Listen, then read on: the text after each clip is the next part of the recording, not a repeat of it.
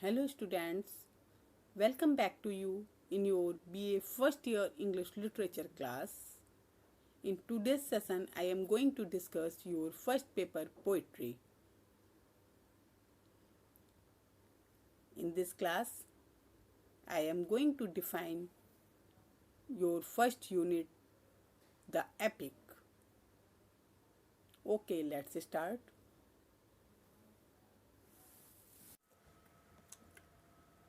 What is an epic? Epic क्या होता है? जो ये एपिक वर्ड है, the word epic is derived from Greek epikos word. जो एपिकॉस वर्ड है ग्रीक वर्ड उससे लिया गया है, विच मीन्स नरेटिव पोएम, जिसका मतलब होता है narrative poem. It brings to our mind eyes the images of something big, magnificent and larger than life. हमको क्या लगता है एपिक में? कोई भी चीज़ें बहुत बड़ी शानदार होती हैं, बहुत विशाल होती हैं, जो कि रियल लाइफ है उनसे ज़्यादा. चलिए आइए देखते हैं आगे व्हाट इज़ एन एपिक. इसके मीनिंग के बारे में, इसके एलिमेंट्स के बारे में हम लोग डिस्क्राइब करते हैं. What is epic poetry? A long narrative poem on a great serious subject, relate in an elevated style and centered on a heroic or a quasi-divine figure on whose actions depends the fate of a tribe, a nation or the human race. देखिए, जो long narrative, ये जो एक epic है, जो वो एक long narrative poem होती है जिसमें कि एक बहुत ही शानदार और सीरियस सब्जेक्ट रखा जाता है, और इसकी जो स्टाइल होती है बहुत ही ग्रैंड होती है, और इसका जो हीरो पर ही सेंटर्ड रहता है पूरा, और उसके पास कुछ डिवाइन क्वालिटीज़ होती है, डिवाइन फिगर भी होता है, कभी कभी एक्स्ट्रा ऑर्डिनरी कैंडिडेट भी होता है. और इसके ये जो होता है ये पर्टिकुलर किसी ट्राइब या पर्टिकुलर कास्ट ट्रेडिशन के लिए लेकर ही ह्यूमन रेस में ये रेस करता रहता है, और उसी से संबंधित जो स्टोरी होती है वो एपिक में रखी जाती है. देखिए, एपिक की डेफिनेशन हम इसको किस तरह से डिफाइन कर सकते हैं. यूज्ड एज ए नाउन, अगर हम इसको नाउन के उसमें देखते हैं, a long poem that tells the deeds and adventures of heroic or legendary figures or the history of nation. क्या करते हैं?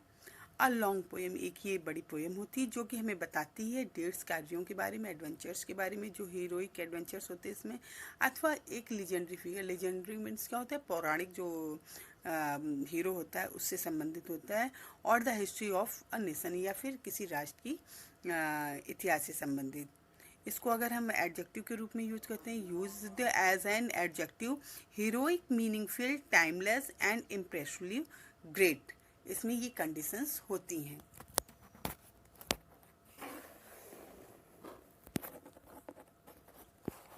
Characteristics of all epics. जो एपिक्स में कैरेक्टरिस्टिक होती हैं वो क्या क्या होती हैं? Epics are written as long narrative poems और यूज लॉफ्टी पोएटिक लैंग्वेज. ये सबसे इसकी मेन कैरेक्टरिस्टिक होती है. Heroes in the story have qualities that the culture as a whole value. उसमें जो हीरो की क्वालिटी होती है, हीरो की, वो क्या होती है? पूरी स्टोरी में उसके लिए जो उसका कल्चर होता है वो बहुत मायने रखता है. Heroes in the story are important people of the high standing in society. जो हीरो होता है उसमें हाई स्टैंडर्ड सोसाइटी का होता है. द सेटिंग इज वास्ट, विशाल रखी जाती है. Heroes go on a journey, hero कभी कभी जर्नी पर भी इसमें चला जाता है. There are gods and supernatural forces involve in the story. इसमें कभी कभी भगवान और सुपर नेचुरल एलिमेंट्स भी इन्वॉल्व होते हैं. The epic is based on stories that were told as part of a culture's oral tradition. कभी कभी ये हमारे कल्चर का जो होता है उसको oral tradition में भी प्रेजेंट किया जाता है. The hero is often a god or son of god. कभी कभी जो इसका हीरो होता है वो भगवान भी होते हैं, भगवान के पुत्र भी हो सकते हैं और भगवान के देवदूत भी हो सकते हैं। The story is often about the founding of a nation. The story जो इसकी होती है वो क्या होती है, कभी कभी राष्ट्र निर्माण के लिए भी होती है। The story often involves a war और बैटल्स अगेंस्ट मोनेस्टर्स। जो स्टोरी होती है वो कभी कभी इन्वॉल्व करती है किसके, वार को लेती है प्लेस, बैटल्स में लेती है और किसके, मोनेस्टर के अगेंस्ट में। यूजली कंटेन्स सेवरल बुक्स और वॉल्यूम्स। कभी कभी इसमें कई बुक्स होती हैं, जैसे देखिए आप जो द पैराडाइज लॉस्ट है, आपकी जो ये एपिक है, ये भी जॉन मिल्टन ने जो लिखा हुआ है, इसका प्रीफेस आप लोगों के सिलेबस में रखा गया है। ओके, 1 to 26 लाइन्स आपकी एज ए पोएम में इसको प्रेजेंट किया गया है। उसमें ये 12 बुक कंटेन करती है। पहले ये 10 बुक के पब्लिश्ड हुई थी, 10 बुक के उसमें, लेकिन फिर इसमें बाद में 2 बुक्स और ऐड कर दी गई थी। तो ये 12 बुक्स 12 वॉल्यूम में ये पब्लिश हुई है। तो सोचिए ये एक नहीं बुक में एपिक जो होता है पब्लिश होता है, ये कई बुक्स में पब्लिश होता है। Many epic poems started from oral tradition. काफ़ी जो होते हैं उससे ओरल ट्रेडिशन से स्टार्ट होते हैं। और spoken poem that were memorised and recited ceremonially. और कई पोएम बोलते हैं जो उनको रिसाइट होती हैं। In the case of Odyssey, Odyssey जो क्या है, ओडेसी एक बहुत पुराना एपिक है, सबसे एंशियंट है और ग्रीक का है ये। सम, इसके बारे में लास्ट में थोड़ा बताएंगे। Some scholars believe that there were episodes that were eventually collaborated into one story. इसमें कई एपिसोड होते हैं और जो कि एक ही स्टोरी को बताते हैं। Contains a hero with specific characteristic. जो इसका हीरो होता है वो स्पेशल क्वालिटी रखता है। Known as an epic hero, जिसको कि एपिक हीरो के उसमें जाना जाता है। More on him later. The setting is vast in scope. जो इसकी सेटिंग होती है वो बहुत विशाल होती है। Sometimes both in time and space. कई बार ये दोनों में होती है, टाइम पर भी होती है, स्पेस पर भी होती है। देखो इसका हीरो जो होता है, एन एपिक आल्सो कंटेंस, उसमें क्या क्या कंटेंस होते हैं। बैटल में भी कभी कभी दिखाया जाता है, ये रणभूमि का भी दिखाया जाता है, कभी कभी रोमांस से रिलेटेड भी दिखाया जाता है, कभी इसकी ग्रेट जर्नी भी दिखाई जाती है, कभी कभी इसकी कैटलॉग्स भी दिखाए जाते हैं। पीपुल आइटम्स,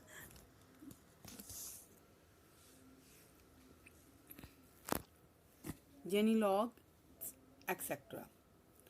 सुपर नेचुरल जो इन्फ्लुएंस दिखाया जाता है, इंटरवेंशन बताया जाता है, कार्ड बताया जाता है, मशीनरीज दिखाई जाती है इसमें।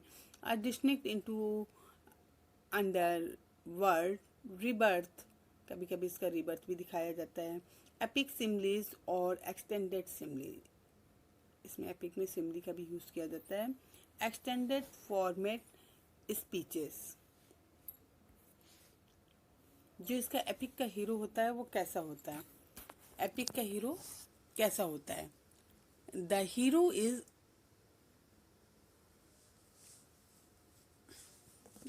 Is a figure of great national or even cosmic importance, usually the ideal man of his culture.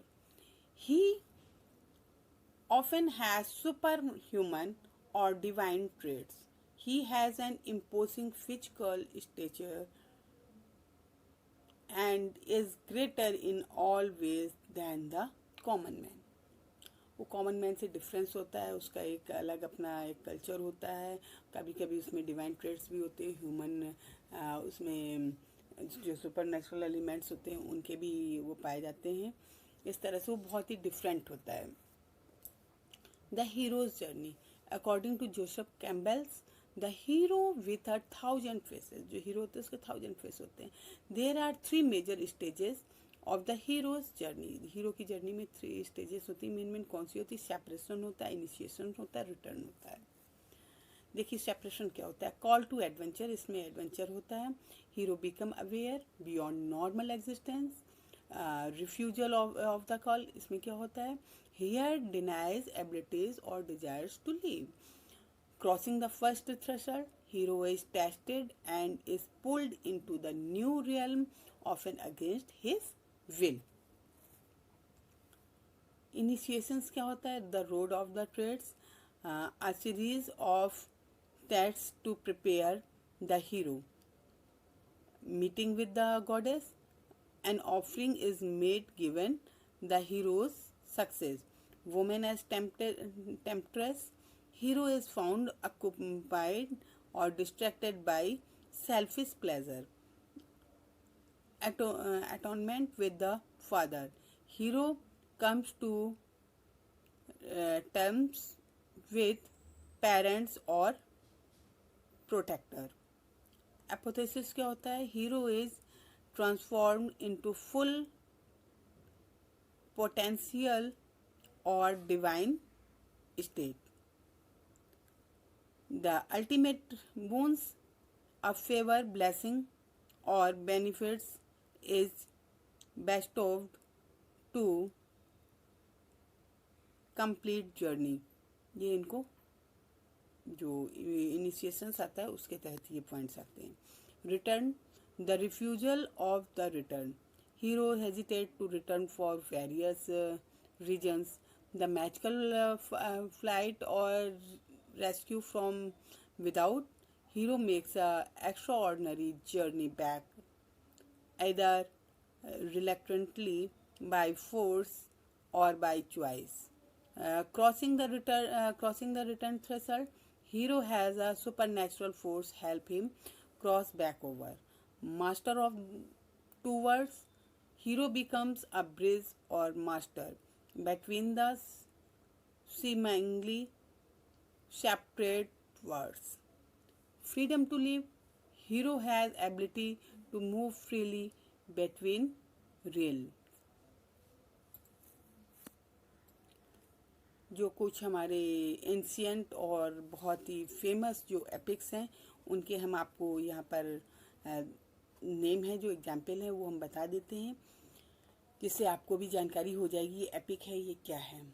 अगर कभी कदार ऑप्शन में पूछ दिया जाता है कौन एपिक है तो आप बता सकते हो. द इलियड एंड ओडेसी, ये क्या एंशियंट ग्रीक हैं. ओके, इनको होमर ने लिखा था. द एनेड एंशियंट रोमन है. गिलमेस आपका एंशियंट मेसोपोटामियन है. द रामायण एंशियंट इंडियन है, इससे तो आप सभी लोग फैमिलियर होंगे. बीवोल्फ मेडिवल इंग्लिश है, ये भी बहुत फेमस है. द एडा मेडिवल आइसलैंडिक है. जीवांग उंगी मेडिवल कोरियन है. Journey to the West medieval Chinese है. द टेल ऑफ द ही है मेडिवल जापानीज है. देखिए होमर के बारे में मैंने आपको बताया था. Stories originated from a series of poets who each orally composes an entirely different versions of the story. Homer is traditionally a blind author of the Iliad and the Odyssey. Iliad and Odyssey इन्हीं के लिखे हुए सबसे famous और सबसे ancient Greek जो epic हैं. A wandering bard, holder of myths and history. Okay, तो ये था आपका एपिक जो मैंने आपको पूरा बता दिया है इसके बारे में. आई होप आप लोगों को इस क्लास से काफ़ी कुछ इन्फॉर्मेशन मिली होगी. Okay, thank you, have a nice day.